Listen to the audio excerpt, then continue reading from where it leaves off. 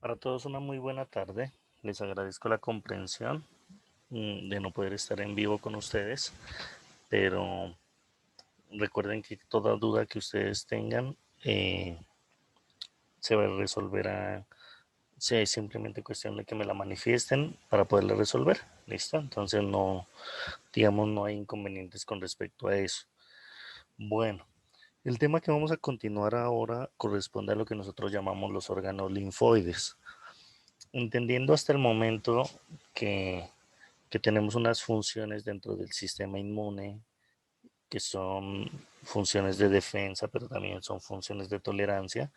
Recuerden que, pues habíamos dicho nosotros que hubo un momento en las investigaciones en donde la gente tenía dos teorías. Una teoría basada en que las funciones del sistema se llevaban a cabo por medio de moléculas, que ya sabemos hoy en día que es cierta y que esas moléculas se llaman citocinas, pero había quienes simplemente desconocían este concepto y hacían que las funciones del sistema inmune recaigan solamente en mecanismos a nivel celular.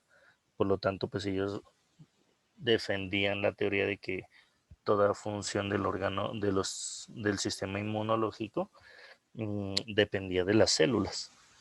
Como yo les dije en la clase pasada, pues se llegó a un consenso en el cual se identificó que tanto las células pueden cumplir funciones de forma directa, pero también esas células pueden producir moléculas llamadas citocinas que les permiten también eh, llevar a cabo algunos procesos. Y en ese orden de ideas, pues resulta que eh, así como en algún momento se hicieron investigaciones para analizar y para entender el comportamiento y la estructura de las citocinas, pues también las investigaciones nos llevaron a un punto en el que se empezaron a hacer identificación y comprensión de las células que hacían parte del sistema inmune. Ahora, hay algunas características importantes con respecto a las células que hacen parte de los órganos linfoides, que son los órganos del sistema inmunológico. Y la primera de ellas es que cuando nosotros analizamos estas células del sistema inmune, nos damos cuenta de que no residen en un solo órgano. Es decir, las células del corazón están en el corazón, las células del cerebro se supone están en el cerebro, en el sistema nervioso, están ahí en el cerebro.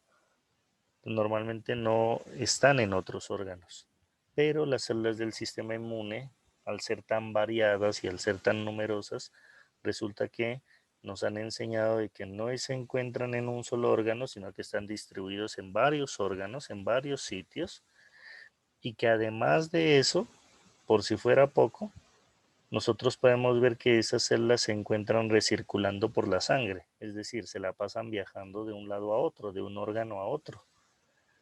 Entonces eso ya es un comportamiento diferente, un comportamiento extraño, se podría decir, si tenemos en cuenta que normalmente estamos acostumbrados a ver las células de los órganos dentro de los órganos y que se queden ahí.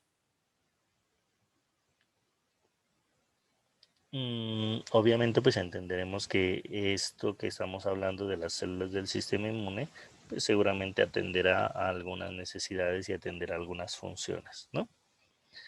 Sin embargo, pues es importante entender que la complejidad del sistema hace que estas células no solamente tengan la característica de que la pasan de un lado para otro y se la pasan de un órgano a otro, sino que también es importante reconocer que estas células generalmente están en constante renovación, generalmente están en constante recambio. Y entonces tenemos que conocer esas características de esa renovación y ese recambio.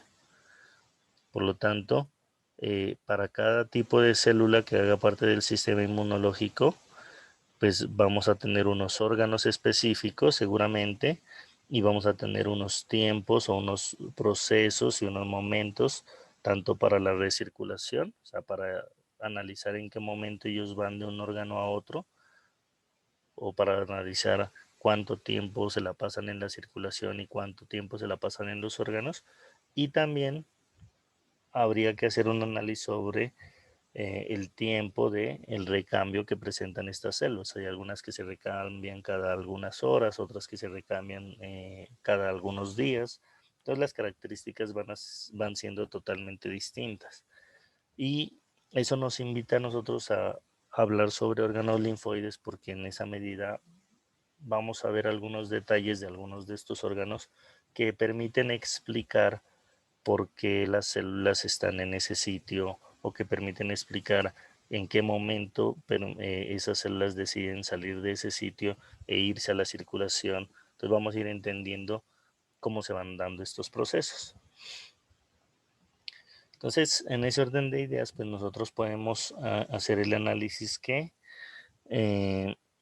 los órganos del sistema inmunológico se llaman órganos linfoides, y podemos nosotros hacer la descripción de que estos órganos se pueden dividir en dos grupos, o se pueden clasificar dentro de dos grupos.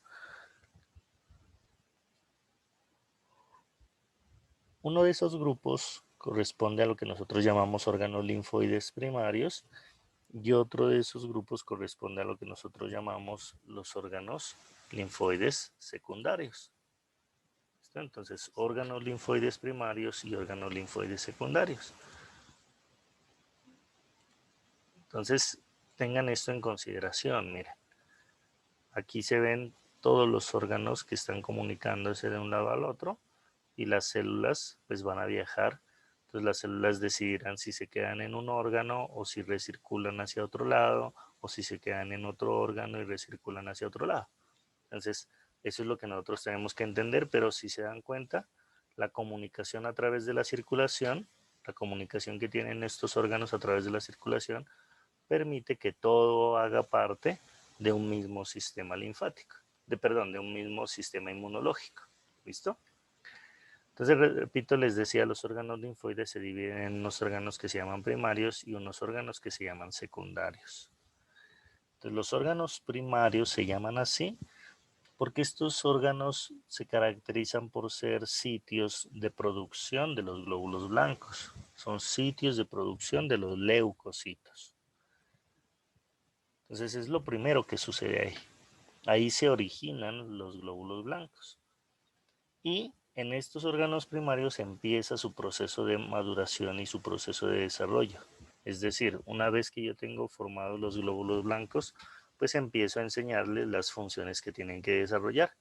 Entonces, en los órganos primarios no solamente se da la producción, sino que también inicia su proceso de maduración.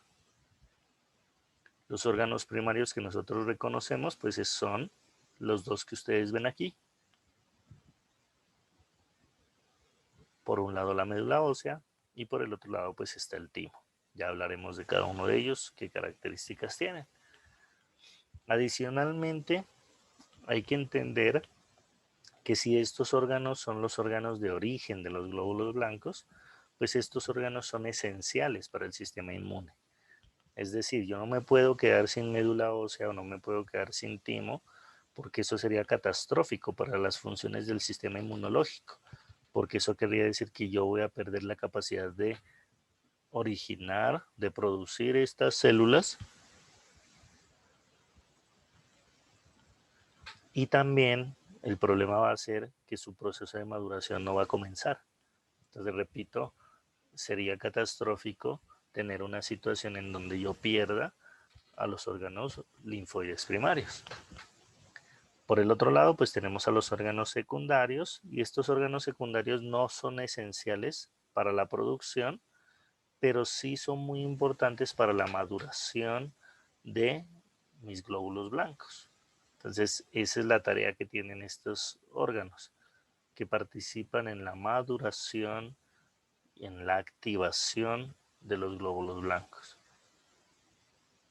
Y dentro de los órganos secundarios, pues tenemos a los ganglios linfáticos, tenemos al vaso y tenemos a otra serie de tejidos que mencionaremos después, que se llaman tejidos especializados.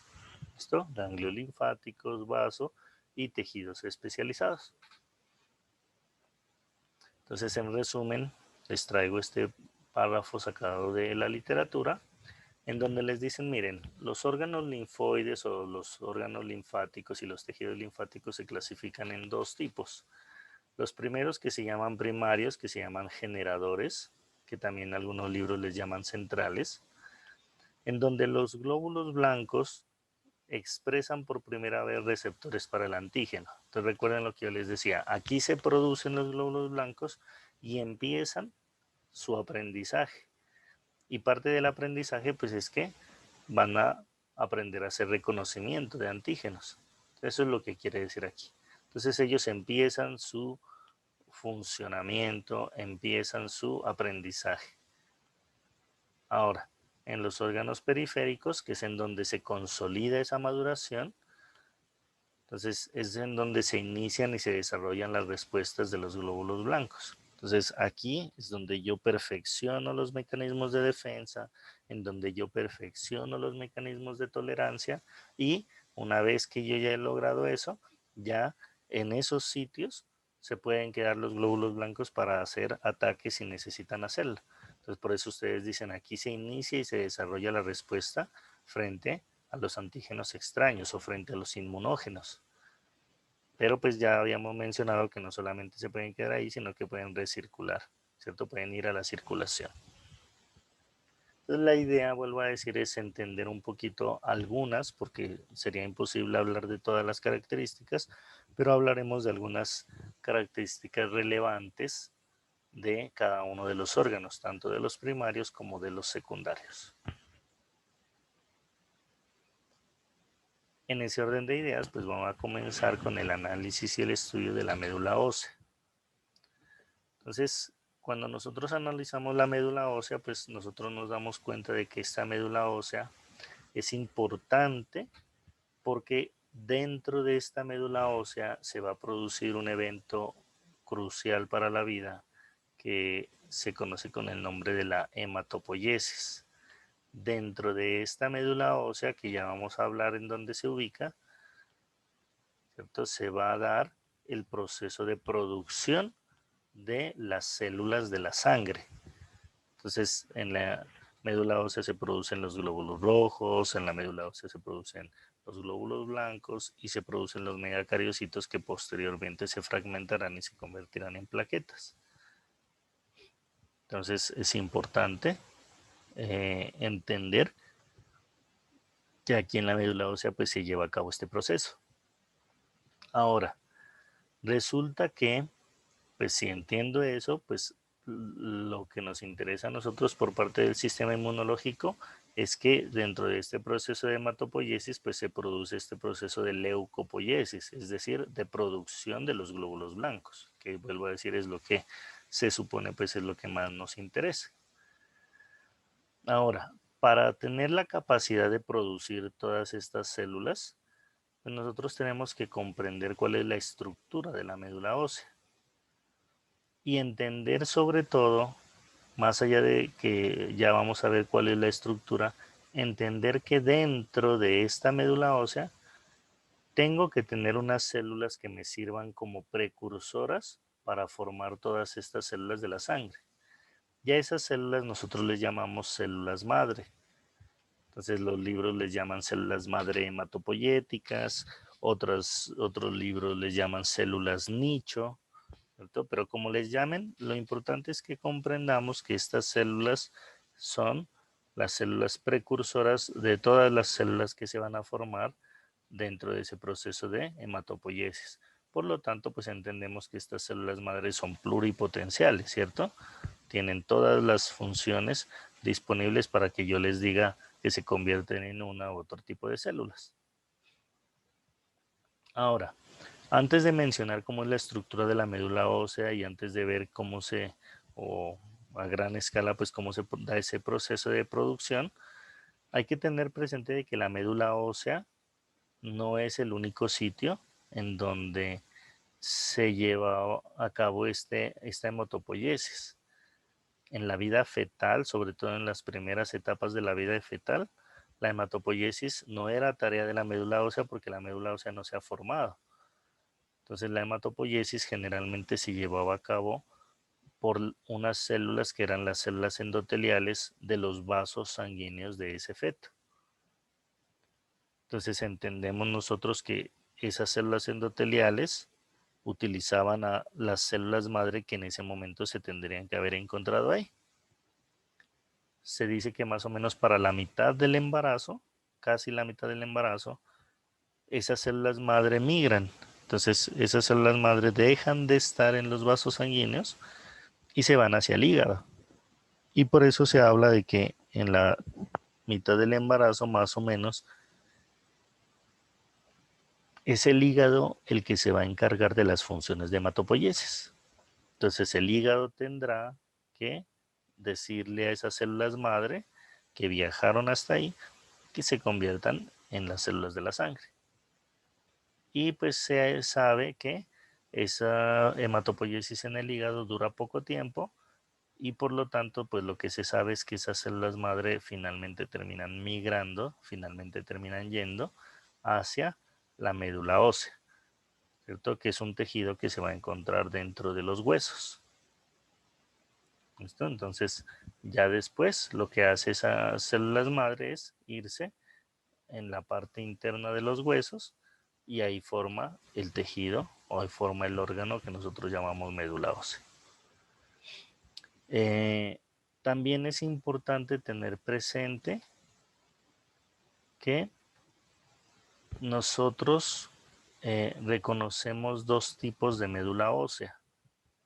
Generalmente se reconoce inicialmente una médula ósea que se llama médula ósea roja, que significa una médula ósea funcional, es decir, que significa una médula ósea en donde se está dando o se tienen listos o disponibles todos los componentes para la formación de la hematopoiesis. Sin embargo, se ha visto que con el paso del tiempo, estos componentes que están presentes dentro de la médula ósea van disminuyendo y van siendo reemplazados por tejido graso, por tejido adiposo. Y entonces se habla que cuando llegamos a la pubertad, más o menos esa médula ósea que se llama médula ósea roja disminuye en un 50%, es decir, es reemplazada en un 50% por grasa. Y por esa razón es que nosotros hablamos también de que no solamente vamos a encontrar médula ósea roja, sino que también vamos a encontrar una médula ósea que le llamamos médula ósea amarilla, que está formada por grasa. Ustedes ven aquí un poco de grasa, entonces se llama médula ósea amarilla y pues no es funcional, o sea, no es capaz de producir las células de la sangre. ¿Listo? Ahora, como les decía, pues esa médula ósea se encuentra dentro de los huesos. Entonces, si ustedes ven, la médula ósea roja está presente en los niños menores de 1 año, ¿cierto? En todos los huesos de su cuerpo, pero después, como va pasando el tiempo y se va reemplazando por grasa, entonces llegamos a la vida adulta y en la vida adulta reconocemos que tenemos médula ósea roja, es decir, médula ósea funcional, solamente en algunos de los huesos del cuerpo. Por citar los principales, pues ahí tendríamos a las vértebras, los cuerpos vertebrales, tendremos a los huesos ilíacos, a las costillas, como ustedes ven en la imagen, y a las epífisis, ¿cierto?, de los huesos largos.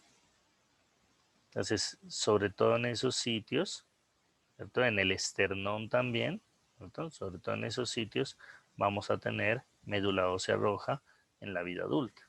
En los demás ya nos vamos a encontrar con médula ósea amarilla, o sea, con grasa prácticamente. ¿Listo? Ahora, ¿cómo se organiza la médula ósea dentro del hueso? Entonces, aprovechando que tenemos la estructura del hueso, entonces miren cómo se da esta organización. Entonces, el hueso que se encuentra alrededor de la médula ósea, con sus células, osteoblastos y osteoclastos, pues va a formar unas prolongaciones hacia la parte interna, mira.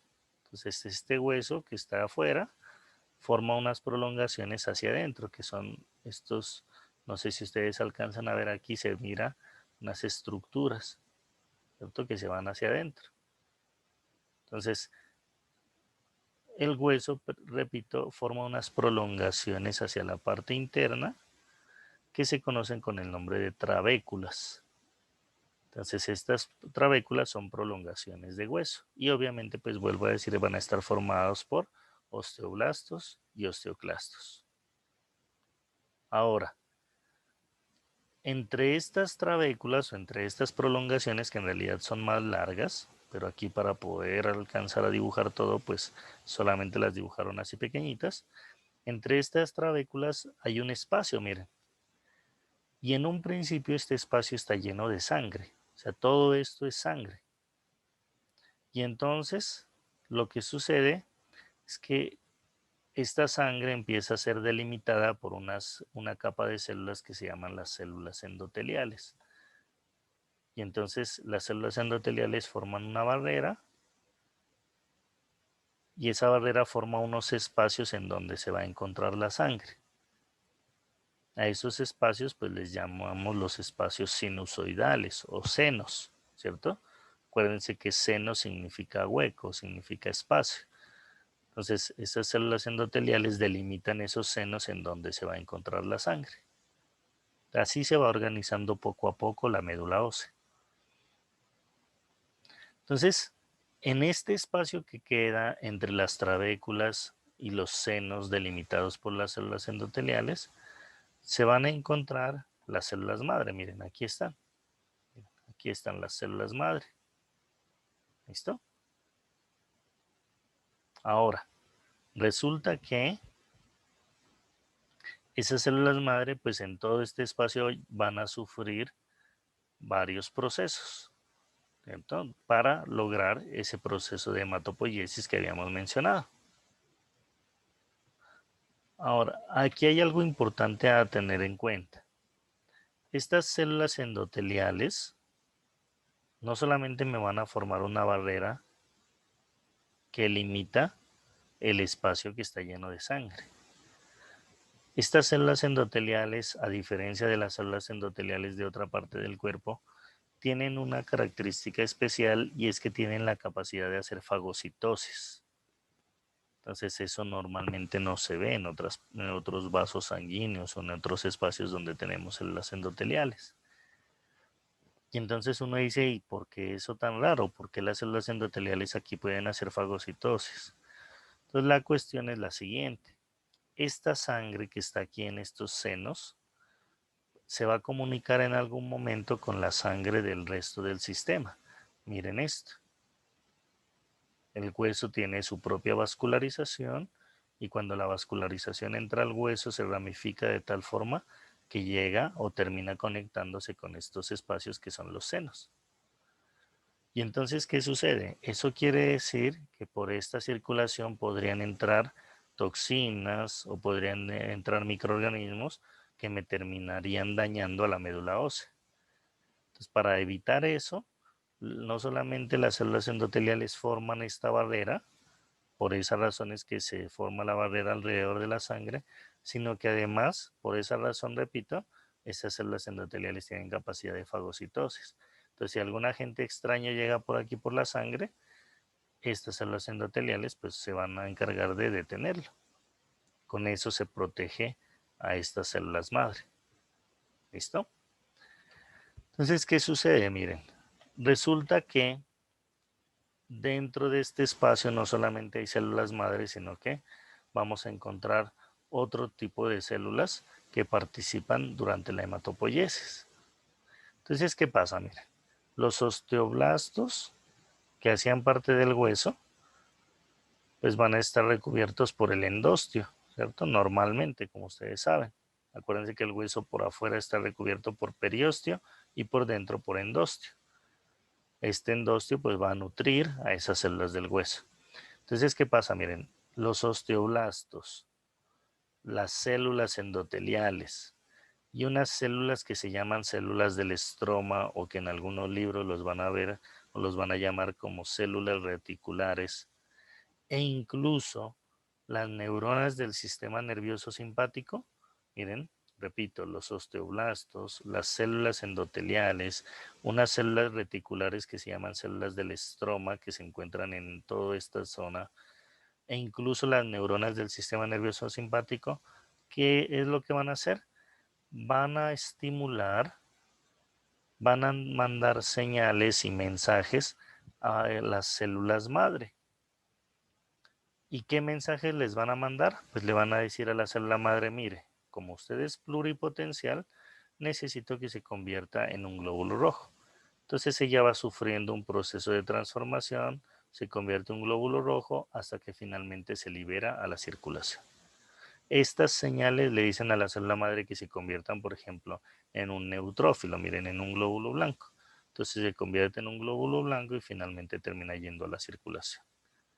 Entonces, la estructura de la médula ósea está diseñada de tal manera que estén todos los componentes que se necesitan para esa hematopoiesis, para ese proceso de diferenciación que va a tener esa célula madre. Entonces, ella se va a diferenciar entre todos los tipos de células que yo necesito que se diferencie. ¿Listo? Pero no es el único proceso que se lleva a cabo ahí. También se mandan señales para que las células madre se multipliquen y formen nuevas células madre. ¿Por qué? Porque si yo me gasto a las células madre que tengo aquí en la médula ósea en el proceso de diferenciación, pues va a haber un momento en el que se me acaban las células madre. Entonces, repito, los mensajes químicos también harán que se presente un proceso que se llama autorrenovación. Entonces, la célula madre recibe dos órdenes. Una, hacer mitosis para la autorrenovación y que después de la hematopoiesis siga yo teniendo células madre. Y dos, hacer un proceso de diferenciación en donde las células madre se van a convertir en los diferentes tipos de células que yo necesito que se conviertan. Para producir esto, o sea, para producir nuevas células madre o para producir las células de la sangre, los mensajes que se envían generalmente a través de citocinas. Y a pesar pues de que nosotros ya dijimos que las citocinas son muchísimas y por esa razón dijimos solamente nos vamos a aprender las 6 familias principales y no nos vamos ni siquiera a aprender todas las citocinas porque eso sería imposible. Entonces, como ya sabemos que hay una amplia variedad de citocinas, es importante reconocer lo siguiente, que las citocinas que van a estimular a estas células madre generalmente reciben un nombre especial y ese nombre se llama, el nombre que reciben estas citocinas es el de factores formadores de colonias. ¿Por qué? Porque son factores químicos que van a darle la orden a las células madre y que forme unas colonias especiales de células. Entonces eso le dicen, necesito que forme neutrófilos, necesito que forme megacariocitos, necesito que forme glóbulos rojos, necesito que forme más células madre. Entonces, repito, esas citocinas que se están utilizando generalmente para dar señales a la célula madre generalmente se llaman factores formadores de colonias. Ahora, miren el sistema nervioso, por eso hablábamos en la clase anterior. Ahí es cuando empezamos a ver que el sistema hormonal, el sistema nervioso y el sistema inmunológico están íntimamente relacionados. Y estas células del sistema inmune tienen capacidad de responder a los mensajes eléctricos que mandan las neuronas. Miren, eso no se ve en todos los tejidos. Entonces, por ahí es que existe la controversia de si en realidad son 3 sistemas, perdón, de si son 3 sistemas diferentes o si son 3 sistemas que hacen parte de un solo. Queda ahí pues como la controversia, ¿no? Entonces, así es como se producen las células y se terminan liberando hacia el torrente sanguíneo para que cada una vaya donde le corresponde y cumpla una función determinada. Hay que tener presente algo y es que la hematopoiesis que se da en esta médula ósea también se puede dar de forma extramedular, o sea, la hematopoiesis se puede dar por fuera de la médula ósea. Y entonces la pregunta sería, ¿en dónde? Entonces la hematopoiesis se puede dar en órganos como el hígado, que ya lo habíamos mencionado, que participaba en la etapa fetal, o en órganos como el vaso. Sin embargo, estos procesos son supremamente raros y se van a dar solamente en los momentos o en los casos en los cuales la médula ósea o tenga un problema y tenga deficiencia para producir, ¿cierto? Que la deficiencia de la médula ósea sea tan exagerada que no pueda producir glóbulos blancos, glóbulos rojos y plaquetas, o al contrario, que la médula ósea esté trabajando tanto y esté tan sobreesforzada que necesite ayuda. Entonces, repito, llegar a estas condiciones tan límites es muy raro, pero se ha visto que cuando se llega a estas situaciones se puede incluso producir o se puede estimular a que se produzca una hematopoiesis extramedular.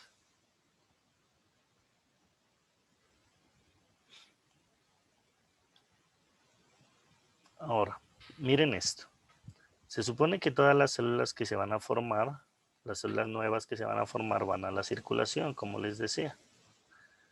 Pero resulta que uno entendería que las células madre nuevas que se forman, pues solamente se van a quedar aquí, en este espacio.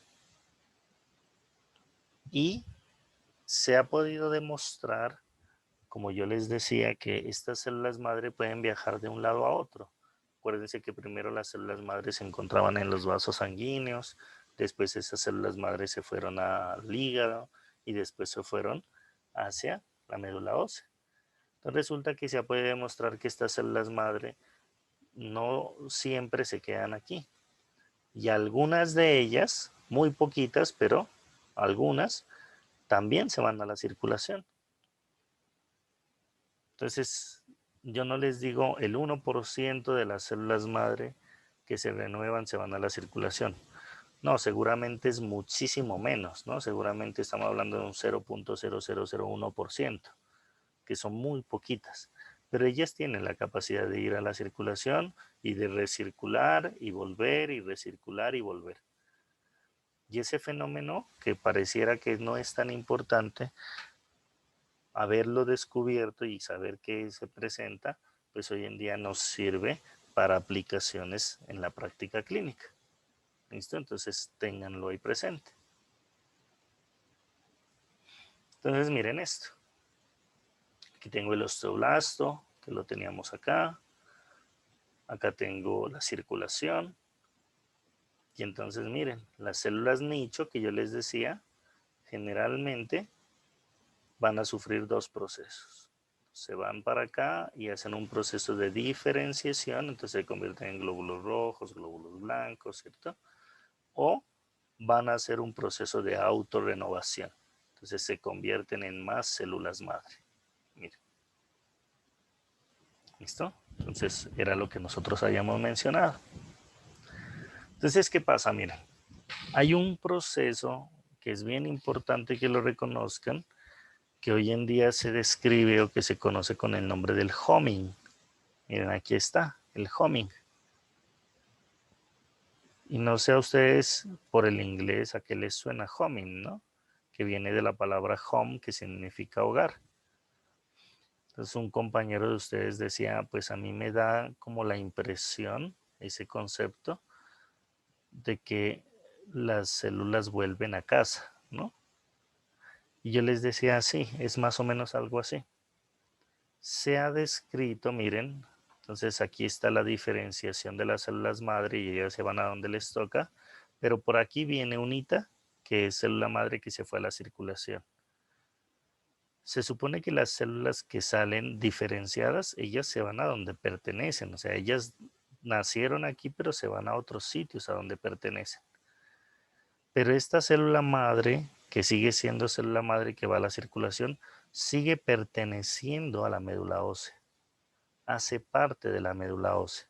Por lo tanto, lo que afecta a la médula ósea afecta a esta célula madre, así ella no se encuentra aquí y así ella se encuentra en otro lado. Ojo con lo que les digo. Ya ese concepto A ese proceso es a lo que nosotros le llamamos el homing. ¿Listo? Entonces se ha visto, repito, que las células madre, aunque se encuentren en otro lado, conservan esa característica del homing y eso hace que ellas tengan la pertenencia de que aunque estén en otro lado, pertenecen a la médula ósea y por lo tanto, repito, todos los fenómenos que afecten a la médula ósea van a afectarle a estas células madre, así se encuentran en otros lados. Importantísimo tener en cuenta ese concepto. ¿Por qué razón? Miren, resulta que a veces tenemos situaciones en donde la médula ósea sufre daño en un paciente y entonces yo necesito renovar esa médula ósea. Y para renovar esa médula ósea, pues muchas veces necesito que tener un donador, tener un donante de médula ósea. Y la forma para donar médula ósea, pues es sacando una muestra. Generalmente se saca una muestra grande, que generalmente corresponde a 1 litro de volumen de células, que eso es hartísimo. Entonces miren esto, ¿cómo hacemos para tomar una muestra de médula ósea, un aspirado de médula ósea? Entonces generalmente terminamos, miren, utilizando un catéter, ¿cierto? Que en este caso este catéter es grueso, entonces se llama un trocar. Entonces es como si fuera, como si yo metiera una aguja aquí. Entonces meto el trocar, meto la aguja hasta la médula ósea. El problema es que este trocar es supremamente grueso, ¿no? Y no solamente, miren, tiene que atravesar la piel, sino que tiene que llegar a la médula ósea. O sea, tiene que ser profundo. Para que ustedes se hagan una idea más o menos del grosor de ese trocar, más o menos, es casi como el grosor de un lapicero. No les estoy diciendo de la mina de un lapicero, ojo, sino es como el grosor de un lapicero. Entonces imagínense lo doloroso que es hacer un procedimiento de estos. Entonces, ¿qué hago yo? Le tomo la muestra, ¿cierto? O sea, una vez hago esto, pues dejo el catéter y de ahí a partir de ahí pues tomo la muestra. Y esa muestra pues se la dono a alguien que la necesite por alguna enfermedad que tenga. Entonces, atendiendo al concepto del homing, resulta que a alguien se le ocurrió hacer el siguiente experimento. Entonces, a unos ratoncitos en su médula ósea les inyectó un factor estimulante de colonias. Y entonces se supone que ese factor estimulante de colonias pues iba a hacer que estas células madre se diferencien, como habíamos dicho, pero también iban a hacer que estas células madre se renueven. Por lo tanto, el resultado que yo iba a tener es que después de administrarle al paciente, o en este caso al ratoncito, el factor estimulante de colonias, es que iba a estimular, repito, a que las células madre me hagan hematopoiesis, o sea, me formen células de la sangre, pero también que se renueven, que me formen más células madre. Y entonces, ¿qué se observó? Que no solamente aumentaba el número de células madre dentro de la médula ósea, sino, ¿cierto? No solamente aumentaba aquí dentro de la médula ósea, sino que esas células cuando aumentaban de número también iban a ser estimuladas en la circulación. ¿Por qué? Porque en la circulación también tenemos células madre y ellas también responden a este factor estimulante de colonias o a este factor formador de colonias. Entonces, ¿qué pasa? Las células madre que se encuentran en la circulación de pronto pasarán de ser 0.001% a 1%. ¿Y eso por qué es importante entenderlo? Porque resulta que hoy en día, si yo quiero tomar una muestra de médula ósea de un donante, puedo hacerlo de dos formas. O entro a la médula ósea y hago el aspirado, o le doy factor al paciente, al paciente le doy factor estimulante de colonias por unos 4 días, 5 días, y después simplemente le tomo una muestra de sangre como para cualquier otro examen y en esa muestra de sangre después hago un proceso y saco las células madre que yo necesito. Entonces miren cómo entender los eventos que pasan en esta médula ósea me permiten a mí hoy en día hacer aplicaciones que pues, son mucho más fáciles, porque el paciente de pronto no tendrá que ser sometido a estos procedimientos, pues que de alguna forma son más complejos. Entonces usted tiene las dos opciones, o le hago la biopsia si no tengo tiempo o dependiendo de situaciones especiales, o vuelvo a decir, le inyecto al paciente factor estimulante de colonias por unos 4 o 5 días y a los 5 días tomo la muestra de sangre, proceso esa muestra de sangre y dentro de esa muestra voy a encontrarme un gran número de células madre que son las que yo necesito. ¿Listo?